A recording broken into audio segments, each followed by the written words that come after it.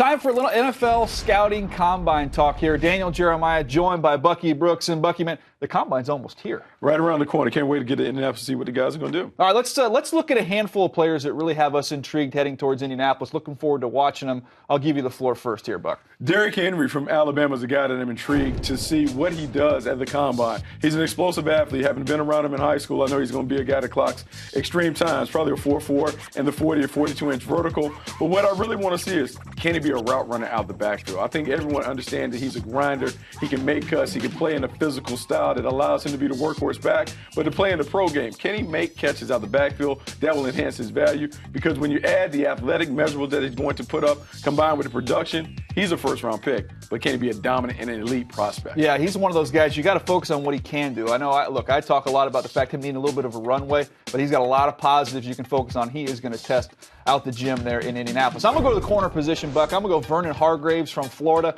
Somebody that he's not going to be that tall. He's probably going to be 5'10", maybe even a hair under 5'10". But you're going to see a dynamic, twitched-up athlete in Indianapolis. You're going to see him jump extremely high. You're going to see him test really, really well. All the agility drills is going to be outstanding.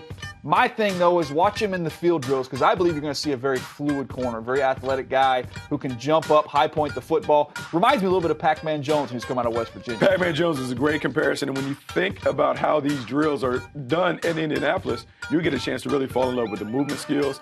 Small guys look different than bigger guys going through drills. He really can help his value.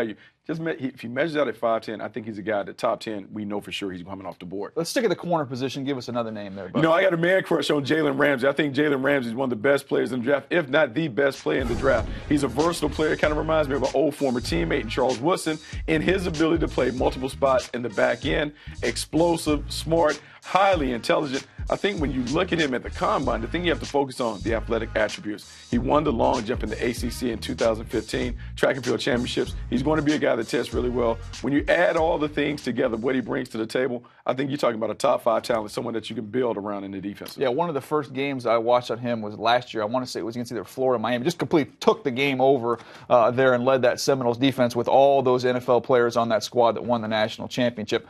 I'm going to go wide receiver for my next one here, Buck. I'm going to go Notre Dame Will Fuller. You want somebody that's going to blaze a big-time time in Indianapolis, Will Fuller is going to do that for you. You talk about top speed. All you have to do is watch him against USC, Adoree Jackson, who's a track star for the Trojans. No chance where Will Fuller got going. Went right by him. I think you'll see him put up a big-time time.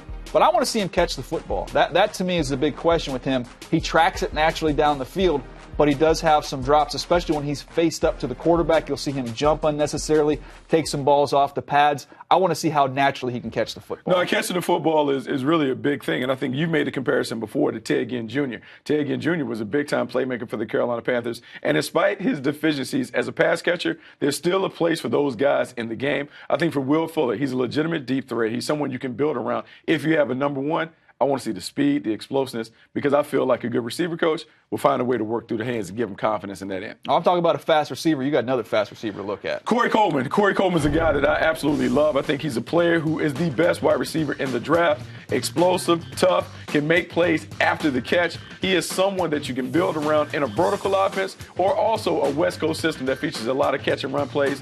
The big thing for Coleman, how advanced is he when it comes to being a route runner? Runs a couple simple routes at Baylor. Can he run all the things in the route tree? Because if he can show people that he can run the full complement of routes, I think you feel confident that he can be the number one receiver.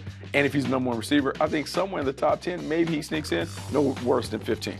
Hitch, slant, post, go. That's it. That's all he does there, but that's all you need to see. You can see him just blow by people. Very explosive athlete. I like you, want to see him run a variety of routes. I think he's the best receiver in this draft class as well, Bucky. In fact, there's 3 names that came to mind when I watched him, and these are big-time names. Tavon Austin obviously went very high in the draft. Antonio Brown for some of that run-after-catch ability. And then also Steve Smith for that grittiness, that toughness, and an undersized player outside. Steve Smith is a really good comparison. I was with Steve Smith at Carolina, and we talked about a guy that played like a running back on the perimeter. Corey Coleman has similar attributes. That's why I believe he's the best one in the draft. All right, Bucky, a lot of draft talk here on the couch. We got a lot of draft talk as we lead up to the draft. Path to the draft is going to kick off March 1st, 6 Eastern, 5 days a week. We'll have all your draft needs covered. And NFL Now is going to start their draft coverage, kicking off February 24th from the Combine in Indianapolis.